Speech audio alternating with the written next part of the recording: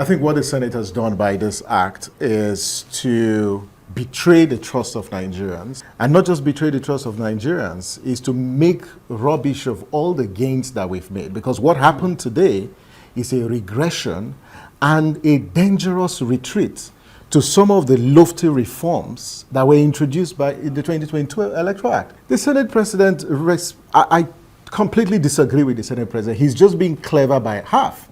Because what he is saying is that the ruling of the Supreme Court in the 2023 elections, they were very clear that electronic collation or transmission was unknown to the law, that INEC cannot, by virtue of its guidelines, introduce electronic transmission, and the IREF, it's clear.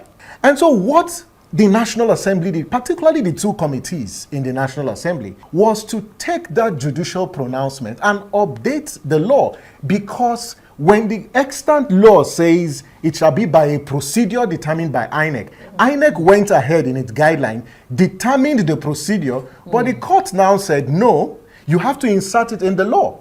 And the report before them, because I was part of the technical committee that was part of this entire process, what the House passed was that electronic transmission will be part of this process. In fact, the report also mentions the IREF. So I think that the Senate President is lying to Nigerians, because that's not what was provided in the report. It was clear, electronic transmission of results. But that's not also the only thing. One of the things that the Senate has also done is introduce some draconian provisions that will undermine the preparations for the 2023 election, especially logistics. What they have done, they've compressed the time frame. The reason why the 2022 Electoral Act provides that 360 days issue notice, campaign conduct of primaries, was to allow for logistics. What they have done now is to say that primaries will hold, about 90 days, and then INEC will publish the list of candidates 60 days to elections. For heaven's sake, when is INEC going to produce the ballot papers?